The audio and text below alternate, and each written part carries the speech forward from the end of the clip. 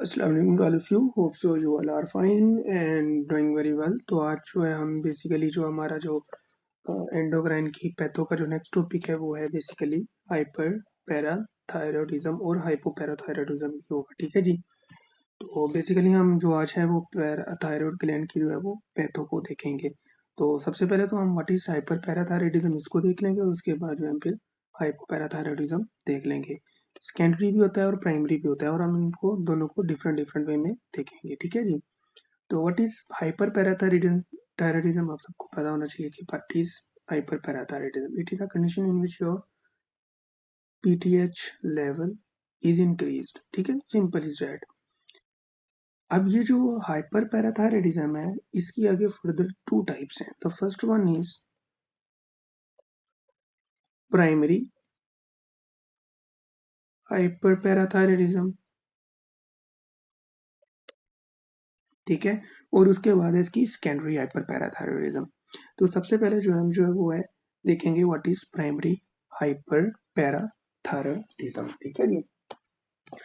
तो प्राइमरी जो है पिछली वीडियो में मैंने बताया कि जो ये प्राइमरी चीजें होती हैं ना, ये जो प्राइमरी डिजीज होती हैं इनकी जो रूट काज है वो within the body, within the जो भी ऑर्गन डैमेज है या कोई भी एरिया डैमेज है वो उसकी रूट काज है उधर ही प्रेजेंट होती है। A condition in which your PTH level is increased, ठीक है जी, when the problem is lies within the parathyroid gland, when the problem is lies within the parathyroid gland। Simple is as primary वो होती है जिसकी root cause within the organ, जो भी damage हो रहा है या जहाँ भी डिजीज है वहां पर हो। ठीक है, और सेकेंडरी वो होती है जिसकी रूट काज किसी और एरिया में हो लेकिन उसकी जो डिजीज है वो उस ऑर्गन में प्रेजेंट हो। बहरहाल हम जो है वो सेकेंडरी हाइपर पैराथायरॉयडिज्म को बाद में देखेंगे। ठीक है जी। तो ये हो गया what is primary hyper parathyroidism. ठीक है, अब अगर मैं यहाँ पर लिखूं कि इसकी काजेज कौन कौन सी हैं तो यहाँ पर जो है वो पहली काज जो है वो है पैराथायरॉयड एडिनोमा। पैराथायरॉयड एडिनोमा जो कि 80% जो है इसकी काज है प्राइमरी हाइपरपैराथायरॉयडिज्म की। दूसरी हो सकती है hyperplasia of the parathyroid, hyperplasia of the parathyroid. ठीक है जी, या हो सकता है पैराथायरॉयड का कार्सिनोमा। ठीक है, लेकिन जो मोस्टली है वो है पैराथायरॉयड एडिनोमा है। ठीक है जी। अब आ जाओ इसके क्लिनिकल फीचर्स पर। What are the clinical features or how the patient of primary hyperthyroidism will be presented to you? एक बार याद रखिए कि क्लिनिकल फीचर जो है वो हाइपर पैराथायरॉयडिज्म चाहे वो प्राइमरी है चाहे वो सेकेंडरी है वो सेम ही होंगे दोनों के, लेकिन जब आप लैब इन्वेस्टिगेशन करोगे ना तब आपको पता चलेगा कि where is the root cause lies, इधर it is a primary cause और इधर it is a secondary root cause. तो क्लिनिकल फीचर्स मैं यहीं पे करवाऊंगा, सेकेंडरी में अगेन नहीं करवाऊंगा। तो सबसे पहले जो है वो आपको देखने को मिलता है, पेशेंट कहता है कि मुझे पेन में बोन में पेन बहुत होता है, हड्डियों में दर्द होना। Why there is a pain in bone? Because of, अगर आपने पैराथायरॉयड हार्मोन की फिजियो पढ़ी हुई है तो उसमें उसका फंक्शन क्या था पैराथायरॉयड हार्मोन का। नॉर्मली जो है पैराथायरॉयड थायरॉयड हार्मोन जो है वो क्या करता है, इंक्रीज द ओस्टियोक्लास्ट एक्टिविटी। और ओस्टियोक्लास्ट एक्टिविटी को अगर हम आम जुबान में समझेंगे इसका फंक्शन क्या है, तो इसका फंक्शन ये है कि ये बोन को खाकर उसमें से जो कैल्शियम है ना वो हमारी बॉडी को देता है। और पीटीएच तब रिलीज होता है, नॉर्मली की बात कर रहा हूँ, जब हमारी body is run on low calcium level, तब पीटीएच रिलीज होता है। रिलीज होने के बाद ओस्टियोक्लास्ट पर ये काम करता है, ओस्टियोक्लास्ट बोन पर काम करते करते उसकी रिजॉर्प्शन करवाता है, उसको खाता है। उसके बाद जो है कैल्शियम फॉस्फेट की सूरत में कैल्शियम जो है वो रिलीज होता है, आगे फर्दर किडनी में जाता है, किडनी से फिल्टर आउट होता है। फिल्टर आउट होने के बाद जो है वो कैल्शियम तो रीअब्जॉर्ब हो जाता है लेकिन फॉस्फेट जो है वो अब्जॉर्ब नहीं होता। ठीक है, मोटा मोटा मैंने समझा दिया। आगे हम क्लिनिकल फीचर्स और इन्वेस्टिगेशन में देखेंगे कि हमें इन पेशेंट में हाइपोफोस्फेटेमिया देखने को मिलता है, फिर मैं बताऊंगा क्यों देखने को मिलता है। ठीक है जी। तो बोन पेन क्यों देखने को मिलती है? ओस्टियोक्लास्ट की एक्टिविटी से आपकी बोन जो है वो कमजोर हो जाती है। ठीक है, एब्डोमिनल ग्राउंड देखने को मिलता है, abdominal ground, we can say this is called constipation। ठीक है, उसके बाद आपको किडनी स्टोन्स देखने को मिलते हैं,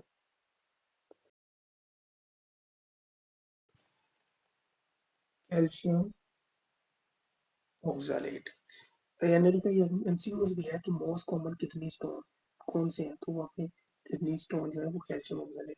अब होगा क्या कि हमारी बॉडी में जब वाफल दाल में कैल्शियम होगा तो वो बार बार जब रीअब्जॉर्प्शन होगी, उसकी इंटेस्टाइन के थ्रू रीअब्जॉर्प्शन होगी, तो वहाँ पर ऑक्सैलेट के साथ बाइंड करेगा, तो वही कैल्शियम ऑक्सैलेट जब रीअब्जॉर्ब होकर किडनी में पहुंचेगा तो वहाँ पर वो फिल्टर आउट हो पाएगा, जिसकी वजह से किडनी स्टोन जो है वो देखने को मिलते हैं। ठीक है जी। उसके बाद आ जाए, साइकिक मून देखने को मिलता है, साइकिक मून फेज। इसका मतलब ये है कि डिप्रेस्ड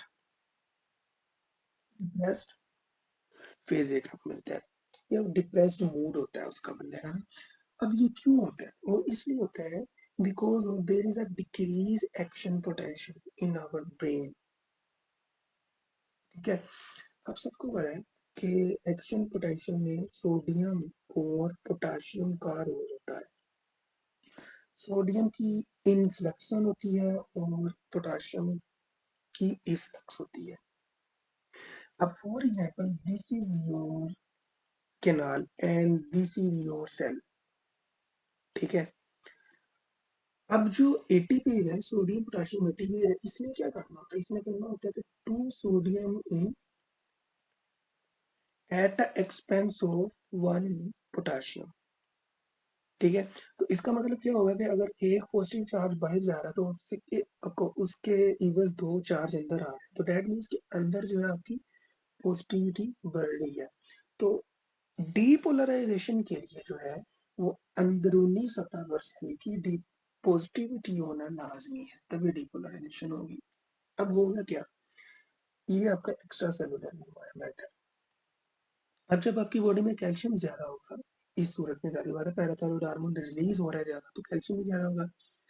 जब कैल्शियम ज्यादा होगा तो यहाँ पर जो है वो कैल्शियम होगा। For example here is your sodium, इसने अभी अंदर जाना है। ठीक है, और here is your potassium, oh sorry calcium, क्योंकि एक्स्ट्रा सेलुलर एनवायरनमेंट में due to serum increase serum level of calcium, तो ये भी ज्यादा है। अब ये सेम चार्ज है, ऑपोजिट चार्ज है, ये सेम चार्जेस है।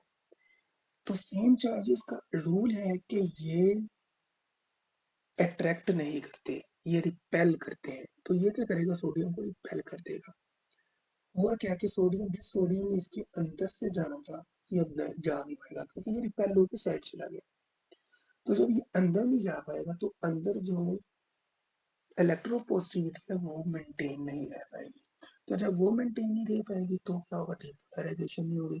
तो जब डीपोलराइजेशन नहीं होगी तो हम इन बंदों में देखेंगे जो पेशेंट होते हैं पर पैराथायरॉइडिज्म के, उनका डिप्रेस्ड फेस होता है, डिप्रेस्ड मूड होता है। यू कैन से कि सोडियम जो है वो एक बल्ब है। ठीक है, ये रोड क्रॉस कर रहा है। ठीक है, और पीछे से आगे ट्रक ने जो है इसको टक्कर मार दी, रोड नहीं क्रॉस करने दिया, तो वो जो ट्रक है ना, वो आपका कैल्शियम है। Simple is that. ठीक है जी। तो ये था why these patient are depressed mode. ठीक है, अब आ जाओ इसकी इन्वेस्टिगेशंस पर। What are the investigation? जब आप इन्वेस्टिगेशन करोगे तो आपको ब्लड कैल्शियम लेवल जो है वो बहुत राइज देखने को मिलेगा।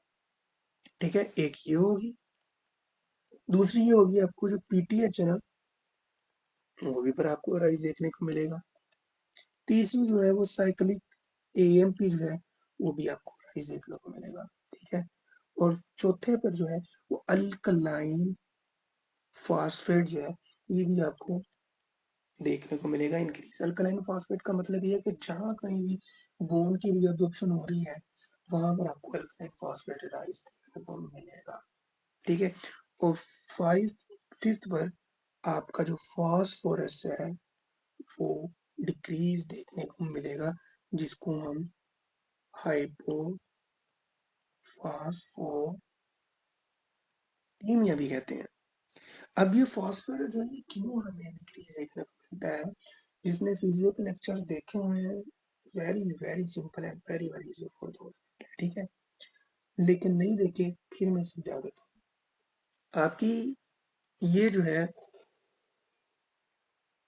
ग्लोमेरुलर फिल्ट्रेशन, और ये आपका जो है प्रोक्सिमल कन्वोल्यूटेड ट्यूब्यूल है, ये वाला एरिया, ठीक है। अब कैल्शियम जो है वो हमेशा जब भी बोन से रिलीज होता है तो वो कैल्शियम फॉस्फेट की फॉर्म में रिलीज होता है। तो anything that is binding in position, जो बाइंडिंग कंडीशन में वो फ्री नहीं होती, ठीक है। तो डेट मीन्स कि हमारे पीटीएच का काम अभी खत्म नहीं हुआ, क्योंकि उसने कैल्शियम को रिलीज तो करवा दिया बोन से, लेकिन वो फ्री ही नहीं है, तो हमारी बॉडी कैसे काम करेगी, ठीक है। तो कैल्शियम फ्री नहीं है। अब होगा क्या कि ये जो कैल्शियम है, कैल्शियम फॉस्फेट है, ये रिलीज फिल्टर आउट हो गया फ्रॉम द ग्लोमेरुलस, नॉर्मली बात कर रहा हूँ। अब जब ये नॉर्मली फिल्टर आउट हो जाएगा, होगा क्या, ये कैल्शियम जो है ये दोबारा रीअब्सॉर्ब हो जाएगा। लेकिन पीसीटी पर एक खास किस्म के चैनल होते हैं जिनसे इन फॉस्फेट में गुजरना होता है, रीअब्सॉर्ब होना होता है। पीसीटी जो आपका पैराथायरॉइड हार्मोन है, उसका दूसरा फंक्शन ये है कि ये जो है आपके पैराथा फॉस्फेट चैनल्स को इनहिबिट कर देता है। तो जब ये इनहिबिट कर देगा, तो आपका जो फॉस्फोरस नॉर्मली जो रीअब्सॉर्ब होके बैक जाना था, वो आपका थ्रश हो जाएगा इन यूरिन, तो बॉडी में फास्फोरस का लेवल डिक्रीज हो जाएगा। So that's why parathyroid hormone का second name phosphorus thrashing hormone भी है, ठीक है। अगर हम नॉर्मली बात करें क्यों पैराथायरॉइड हार्मोन इसको इनहिबिट करते हैं, क्योंकि जब ये अगेन रीअब्सॉर्ब हो जाएगा तो कैल्शियम भी रीअब्सॉर्ब हो जाएगा, तो कैल्शियम तो ऑलरेडी रीअब्सॉर्ब है, तो ये फॉस्फेट दोबारा कैल्शियम के साथ मिल जाएगा और वो दोबारा बाइंडिंग कंडीशन में आ जाएगा, तो कैल्शियम फ्री नहीं होगा, ठीक है। तो देखिए अल्लाह ताला ने कितने कुदरत के निजाम रखे हुए हमारी बॉडी में। एक्सप्लोर योरसेल्फ, ठीक है, आपको पता लगेगा।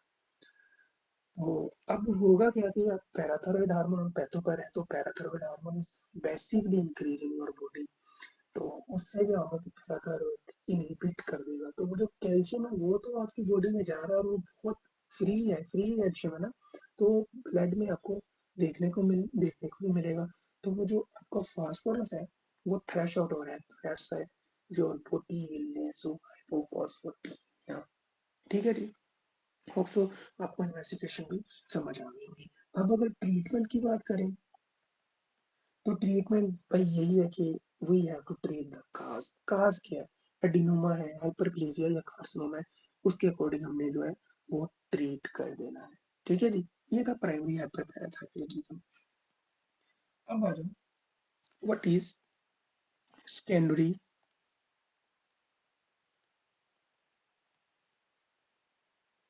हाइपरपैराथायरॉयडिज्म, ठीक है जी। सेकेंडरी से मुराद ऐसी बीमारी जिसकी रूट काज जो है वो कहीं और पड़ी हुई हो हमारी बॉडी में, a condition in which there is a increase parathyroid hormone due to cause present in an other region, ठीक है, due to cause present in an other part of the body, ठीक है, ठीक है। अब इसकी काजिज पर आ जाओ, ठीक है। तो मोस्ट कॉमन इसकी जो काज है वो है किडनी फेलियर। एक्सप्लेन करता हूँ मैं व्हाई। दूसरी मोस्ट कॉमन काज है वो है लैक ऑफ विटामिन डी, ठीक है। और जो तीसरी काज है वो है आपका डाइटरी इनटेक कम कर देना कैल्शियम का, ठीक है। Decrease dietary intake of calcium. अच्छा, पहले हम जो छोटे-छोटे टॉपिक उनकी तरफ आते हैं।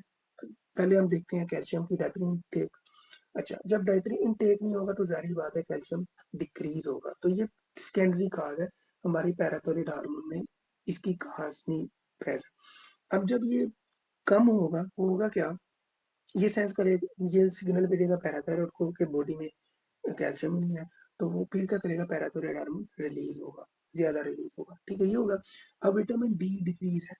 होता क्या है कि हमारी जो किडनी है, वहाँ पर पीसीटी पर जो है, वहाँ पर विटामिन डी जो है वो कन्वर्ट होता है एक्टिव फॉर्म में, ठीक है? और वो पीसीटी सॉरी पैराथायरॉइड हार्मोन का ही काम है। लेकिन अब इसको भूल जाओ, इसका नॉर्मल फंक्शन करते हैं। अब ये जो विटामिन डी है ना, ये अब्सॉर्ब होकर जाकर आपकी ड्यूटेनम में इंक्रीज चैनल प्रोडक्शन करता है, वो चैनल जिससे आपके जो आप डाइटरी इनटेक कर रहे हो कैल्शियम का, वो डाइटरी इनटेक जो है वो इंक्रीज हो जाता है, मतलब कैल्शियम अब्जॉर्प्शन ज्यादा हो जाती है। विटामिन डी का ये फंक्शन है। तो जब विटामिन डी डिक्रीज होगा तो वो जो चैनल्स बनने थे जिनके थ्रू आपका कैल्शियम रीअब्सॉर्ब होना था, वो भी क्या हो जाएंगे, कम हो जाएंगे। तो इसके बाद क्या होगा, इसके बाद आपकी बॉडी में कैल्शियम कम होगा।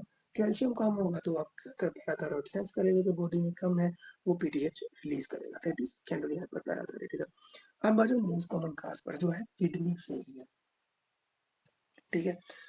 अब किडनी फेलियर में होता क्या है, इन क्रॉनिक किडनी फेलियर, किडनी का काम क्या है, मोस्ट फेमस काम जो है उसका क्या है, वो ये है कि उसका फिल्ट्रेशन, फिल्ट्रेशन है। अब जो पैराथायरॉइड हार्मोन है उसका काम क्या था, उसने बोन से जो है वो आपका कैल्शियम फॉस्फेट जो है वो करवाना था, ठीक है, फिल्टर। जब ये फिल्टर ही नहीं हो पा रहा, होगा क्या कि ये बॉडी में रिमेन रहेगा, ठीक है, रिमेन रहेगा। तो जब ये रिमेन रहेगा तो ये बाइंडिंग कंडीशन में है, ये फ्री कंडीशन में नहीं है। तो हमारा जो पैराथायरॉइड है वो सेंस करता है आयोनाइज कैल्शियम को, लेकिन ये बॉन्डेड फॉर्म में है, मतलब ये एक्टिव नहीं है। तो जब ये बॉन्डेड फॉर्म में और हमारी बॉडी में आयनाइज फॉर्म नहीं होगी, फ्री फॉर्म नहीं होगी, तो हमारा जो पैराथायरॉइड हार्मोन है वो डिटेक्ट करेगा। तो डिटेक्शन के बाद हमारे उसको पता लगेगा बॉडी में कैल्शियम नहीं है, वो पैराथायरॉइड हार्मोन जो है वो इंक्रीज कर देगा, ठीक है। अब इन्वेस्टिगेशन पर आ जाओ, इसकी जो सिम्टम्स है वही सेम है जो हमने ऊपर प्राइमरी में पढ़ी, वही है, ठीक है। इन्वेस्टिगेशन पर आ जाओ, इन्वेस्टिगेशन पे आपको हर चीज इसमें ज्यादा मिलेगी। प्राइमरी को कैसे देखना है आपने, सेकेंडरी को कैसे करना है, सिर्फ एक डिफरेंस है इन्वेस्टिगेशन में, इसमें भी आपका पीटीएच जो है वो इंक्रीज देखने को मिलता है, ठीक है। दूसरा यहाँ पर साइक्लिक एएमपी आपको इंक्रीज देखने को मिलता है। तीसरा आपको यहाँ पर एएलपी इंक्रीज देखने को मिल रहा है। चौथा आपको यहाँ पर फॉस्फेट भी इंक्रीज देखने को मिलता है। तो ये जो फॉस्फेट है ना, सिर्फ यही बहुत है आपके लिए कि टू रूल आउट इधर it is a primary cause और इधर इट इज अ सेकेंडरी काज। अब फॉस्फेट इंक्रीज क्यों है, वो इसलिए भाई पैराथायरॉयड हार्मोन जो है वो किडनी पर काम ही नहीं कर पा रहा। तो जब वो काम ही नहीं कर पा रहा, पहली बात है कि फिल्ट्रेशन ही नहीं हो रही। सम हो अगर फिल्ट्रेशन हो भी रही है थोड़ी बहुत, तो होगा क्या कि वो जो उसके जो पीसीटी पर चैनल्स हैं वो इनहिबिट ही नहीं होंगे। वो जब इनहिबिट ही नहीं होंगे तो वो फास्फोरस है वो remain reabsorb back into the body हो जाएगा। तो इसलिए हमें जो है फास्फोरस जो है इन पेशेंट्स में जो है वो देखने को मिलता है, ठीक है जी। उसके बाद एक और आप जब टेस्ट करवाओगे, पांचवा है, वो करवाओगे रीनल फंक्शन टेस्ट, ये आपको डी रेंज देखने को मिलेगा, क्रिएटिनिन वगैरह प्रोटीन की रेशो वगैरह देखोगे तो, ठीक है जी। इसका ट्रीटमेंट क्या है, इसका ट्रीटमेंट वही है अकॉर्डिंग टू कॉज, ठीक है। ये था hyper parathyroidism, what is hyper parathyroidism. अब आ जाओ, व्हाट इज हाइपोपैराथायरॉयडिज्म। हाइपोपैराथायरॉयडिज्म, एक बात हमेशा याद रखिएगा यार, बुक को आप रट्टा लगा लो, ठीक है। लेकिन ये वही चीजें जो बुक में बताई हुई है, ठीक है। जब आप कभी लेक्चर देते हो ना, कोई लेक्चर लेते हो तो उसके बाद आपके लिए इजी हो जाता है। आप जब खाली एक बुक को लेके बैठ जाते हो तो वो आपके दिमाग से यूं है कि एक कान से सुनना दूसरे से निकालना। तो खुदा ना लेक्चर लिया करें, कहीं से ले लें। मैं ये नहीं कह रहा कि मेरे ही लें, यूट्यूब भरी भरी है और अच्छे से अच्छे टीचर्स बैठे हैं। मैं इसलिए बना रहा हूँ, इसलिए इजी वे में इजी कंसेप्ट ना कर आपको एक्सप्लेन कर रहा हूँ ताकि आपको खज्जल खुआर ना होना पड़े कहीं और जाकर, ठीक है जी। तो इसलिए मैं बना रहा हूँ। तो हाइपोपैराथायराइडिज्म ये वो कंडीशन है, इनमें इसमें आपका जो पैराथायरॉयड हार्मोन है वो लो होता है, ठीक है। अब इसकी भी दो आगे फर्दर टाइप्स हैं, primary hyper hypo sorry hypo hypoparathyroidism and secondary hypoparathyroidism, ठीक है। प्राइमरी वही होगी कि a condition in which there is a decreased parathyroid hormone, ठीक है, due to cause present in within the gland, ठीक है। लेकिन एज इट जो सेकेंडरी काजेज हैं या यूं कह लें इसकी सेकेंडरी हाइपोपैराथायरॉयडिज्म है नहीं, हम इसलिए इसको कलेक्टिवली हम इसको हाइपोपैराथायरॉयडिज्म ही कहते हैं, ठीक है। लेकिन प्राइमरी इसलिए कह रहे हैं क्योंकि इसकी काज ही जो है वो पैराथायरॉयड ग्लैंड में होती है, ठीक है। अब होता क्या है, इसकी काजेज देखो, व्हाट आर द काजेज। तो मोस्ट इम्पोर्टेंट जो है यहाँ पर मैं लिखने लगा हूँ George syndrome. What is George syndrome, ठीक है। ये ऐसा कंजेनिटल डिफेक्ट है जिसमें जो है वो आपका पैराथायरॉयड ग्लैंड नहीं होता। क्यों नहीं होता, क्योंकि ये ऐसी कंडीशन है, इसमें जो आपकी जो थर्ड एंड फोर्थ फ्रिंजियल पाउच है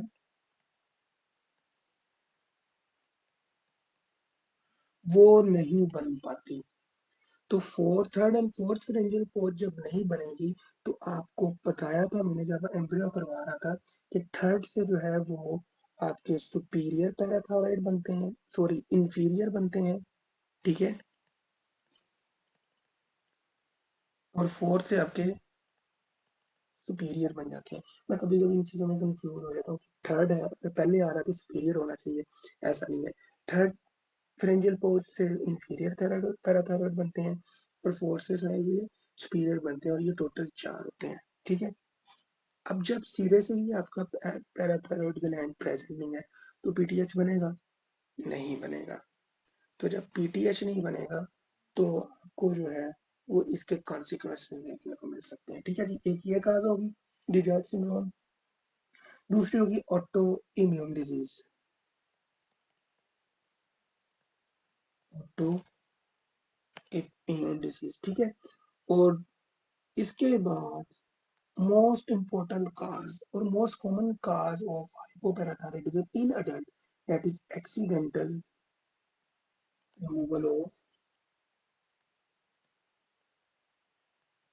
पैराथायरॉयड ग्लैंड, ये एडल्ट्स में। और डाइजॉर्ज सिंड्रोम में जारी बात है, जो सिंड्रोम्स होते हैं वो आपके पैदाइशी तौर पर प्रेजेंट होते हैं। तो most common cause of hypoparathyroidism in children infants वगैरह वगैरह वो है डाइजॉर्ज सिंड्रोम। और अगर अडल्ट की बात आ जाए तो उन्होंने केस में दिया होता है कि महीने पहले ही बंदा आया था, इसको हमने थायराइडेक्टमी की है लेकिन अब जो है इसको मसल स्पाज्म हो रहे हैं, टेटनी हो रहा है, एक्सेट्रा एक्सेट्रा।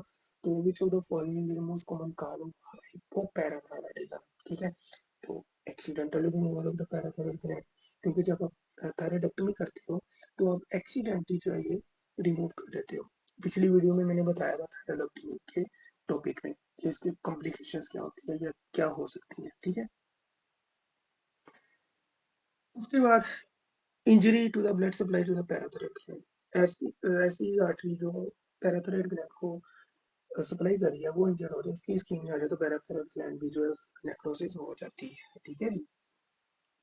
क्लिनिकल फीचर्स पर आ जाए तो क्लिनिकल फीचर्स में पैराथायरॉयड हार्मोन नहीं बन रहा, मतलब कि आपकी बॉडी में जो कैल्शियम लेवल है वो क्या हो जाएगा, डिक्रीज हो जाएगा। तो जो कैल्शियम है वो आपकी मसल कॉन्ट्रैक्शन के लिए रोल अदा करता है।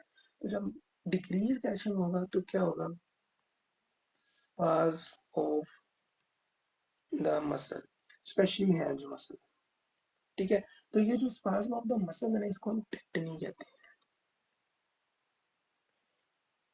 ठीक है, यहाँ पर दो साइंस हैं, बड़े बड़े इंपॉर्टेंट है, वो लाजमी याद रखो, because that is fourth mentioning दो signs. The first one is chopstick sign.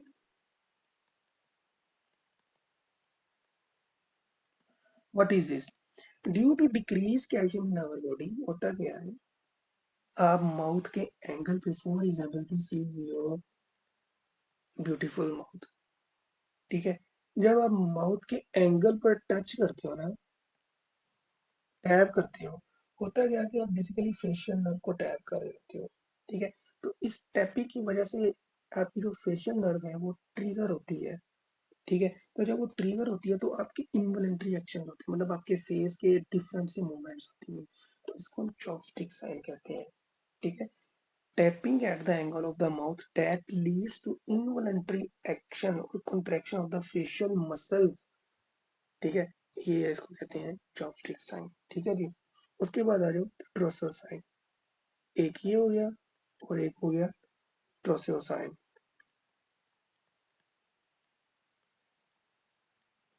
ये क्या है, ये इसमें हम करते हैं कि हम बेसिकली बीपी कफ लेते हैं, हम जैसे ब्लड प्रेशर मेजर करते हैं ना वैसे ही करेंगे।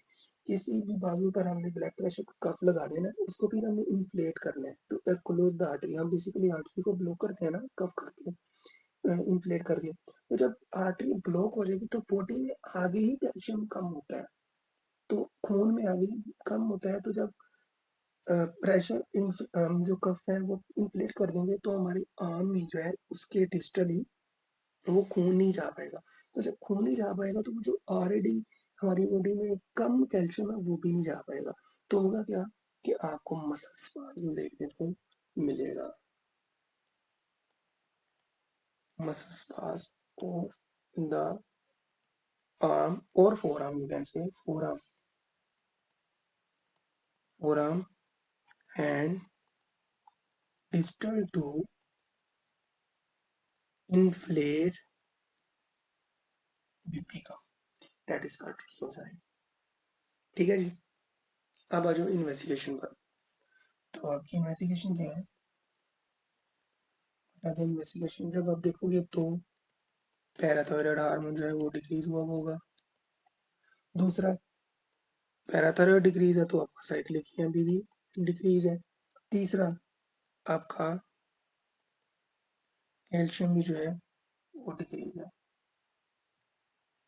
ठीक है, इसमें सारी चीजें डिक्रीज है। ट्रीटमेंट की बात करें तो ट्रीटमेंट इसका यही है कि जारी बात है, डिजॉर्ज सिंड्रोम में या accidental removal of parathyroid gland, जब ये रिमूव हो जाए तो फिर पैराथायरॉयड हम दोबारा से तो लगाने से स्पेयर पार्ट्स हमारी बॉडी के कुछ ही अवेलेबल है। ठीक है, तो इसमें फिर हम क्या करते हैं, सबसे पहले तो हम कैल्शियम इन्फ्यूजन देते हैं टू कंट्रोल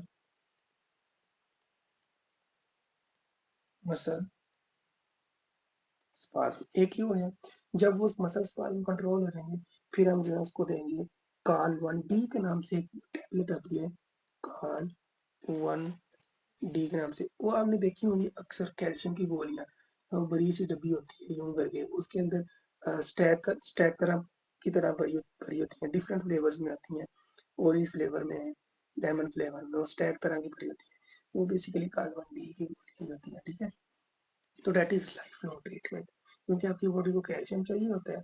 ठीक है, तो अगर वो पैराथायरॉइड है ही नहीं, तो पैराथायरॉइड जब नहीं है तो आपकी बॉडी में फिर वो कैल्शियम को मेंटेन नहीं कर पाएगा, मतलब अगर कम हो गया तो हो गया, अल्लाह दे वाले। ठीक है, तो इस वजह से जो है उसको काल बंटी जो है लाइफ लॉन्ग ट्रीटमेंट देते हैं, भाई जब तक जिंदगी है तब तक लेनी ही लेनी है वाली। तो ये थी आज की वीडियो, होप सो मैंने आपको एक अच्छे बेस्ट वे में एक्सप्लेन कर दिया है कि what is hyperparathyroidism and what is hyperparathyroidism. ठीक है, और जो कुछ बताने वाला था वो मैंने आपको बता दिया। हाँ, यहाँ पर एक और बात बताना मैं भूल गया, वो बेसिकली हाइपर पैराथायराइडिज्म में आपको देखने को मिलता है। उस कंडीशन का नाम है ओस्टियाइटिस फाइब्रोसा सिस्टिका। ओस्टियाइटिस फाइब्रोसा सिस्टिका, ये बेसिकली आपको देखने को मिलता है प्राइमरी हाइपर पैराथायरॉयडिज्म। ठीक है। ओस्टियाइटिस का मतलब बोन की इन्फ्लेमेशन हो जाती है। ठीक है। ओस्टियोन मतलब बोन, फाइब्रोसा सिस्टिका, सिस्टिका मतलब सिस्ट बन जाते हैं। जब आपकी बॉडी में पीटीएच बहुत ज्यादा इंक्रीज हो गया हो तो वो ओस्टियोक्लास्ट की एक्टिविटी को बहुत ज्यादा इंक्रीज करता रहता है। तो वो ओस्टियोक्लास्ट एक्टिव रहती हैं। तब जब वो एक्टिव रहते हैं तो वो बोन से कैल्शियम को निकालते जाते हैं, निकालते जाते हैं, निकालते जाते हैं। होता क्या है कि वो आपकी बोन जो है, for example this is your normal bone, dense है। ठीक है। अब जब पैराथायरॉयड हार्मोन रिलीज हुआ है, इंक्रीज हो रहा है मैसिव अमाउंट पे, होगा क्या कि ये आपकी बॉडी में जो है वो, सॉरी बोन में जो है वो इस तरह के गैप बनना शुरू हो जाएंगे। तो ये सीन लाइक आप जब एक्सरे करोगे या कुछ सीटी या एमआरआई करोगे तो आपको जो है ये सिस्ट लाइक नजर आएगी बोन। तो that's why we name this osteitis fibrosa cystica. ठीक है। इसमें जो पेशेंट को बहुत ज्यादा पेन होती है, प्रोन टू फ्रैक्चर हो जाती है, आपको ब्लीडिंग भी देखने को मिलती है। लेकिन इसकी खास बात ये है कि इधर आपको हीमोसिडरेन डिपोजिशन भी देखने को मिलती है। हीमोसिडरेन डिपोजिशन यहाँ देखने को मिलती है। तो ये थी आज की वीडियो। ऑप्शन मैंने आपको एक अच्छे से एक्सप्लेन कर दी है, और मेरा नहीं ख्याल कि इससे भी ज्यादा करने की जरूरत है। जो जो चीज चाहिए थी मैंने बता दी। आप देखें, अगर आप ये वीडियोस ले लोगे ना, आपको मेडिसिन पढ़ने की जरूरत ही नहीं है। आपको सिर्फ मेडिसिन जो है वो फार्माकोलॉजी के पॉइंट ऑफ व्यू तक पढ़ने की जरूरत पड़ेगी। क्या क्या बता दिया मैंने, हर चीज बता दी मैंने। व्हाट इज हाइपर, काफी वाटर, फिजियो तक मैंने बता दी है नॉर्मल इसमें। फिजियो के बाद मैंने पैथो भी बता दी हुई है। पैथो के बाद मैंने कौन कौन सी इन्वेस्टिगेशन होती है वो बता दी है। इन्वेस्टिगेशन कर ली है, सारा कुछ कर लिया है, साइन एंड सिम्टम्स देख लिया, तो आपने डायग्नोस कर लिया कि इधर इधर हाइपर पैराथायराइडिज्म, थायराइडिज्म और हाइपर पैराथायराइडिज्म। ठीक है। तो जब ये चीजें होंगी तो आखिर पे सिर्फ एक चीज कहती है, वो है ट्रीटमेंट। ट्रीटमेंट भी मैंने बता दिया। ठीक है। तो मेडिसिन तो आपकी यहीं से कवर हो रही है। तो यार ये जो चीजें हैं ये लिया करो। ठीक है। मोस्ट इम्पोर्टेंटली आप जो है वो अपनी फिजियो अच्छी करो। फिजियो के बाद फिजियो अच्छी होगी तो पैथो आपके लिए हल्का होगी। तो जब पैथो आपको समझ आ रही होगी तो मेडिसिन तो वैसे ही आपकी प्लेट में रख कर दिया गया हलवा होता है, आपने सिर्फ खाना है उसे। तो खुदारा जो है वहाँ लाजमी करा करें। तो मिलते हैं नेक्स्ट वीडियो में। अगली जो वीडियो होगी वो हमारी एड्रिनल ग्लैंड की पैथो पर होगी। तो इंशाल्लाह इंशाल्लाह बहुत कोशिश आपसे जो है आगे हम 3 लेक्चर में जो है हम एंडोक्राइन की खत्म कर देंगे। फिर हम एंडोक्राइन की फॉर्म पर आ जाएंगे। फिर अल्हम्दुलिल्लाह हमारा जो ये सिस्टम खत्म हो जाएगा। और सिस्टम खत्म होने के बाद मैं एमसीक्यूज बनाऊंगा, उनकी प्रैक्टिस कीजिएगा आप। तो अगर आप साथ साथ यूं ही चलता रहेगा ना, थोड़ा थोड़ा स्लोली स्लोली चलो, लेकिन कंसिस्टेंटली चलो। कंसिस्टेंसी को बरकरार रखना है, इसको नहीं छोड़ना। ठीक है जी। तो मिलते हैं नेक्स्ट वीडियो में। मुझे दीजिए इजाजत। अपनी दुआओं में हमेशा याद रखें, दुआएं देंगे बस, और कुछ नहीं चाहिए मुझे किसी चीज़ को लालच नहीं मुझसे। दुआ में याद रखें। अल्लाह हाफिज।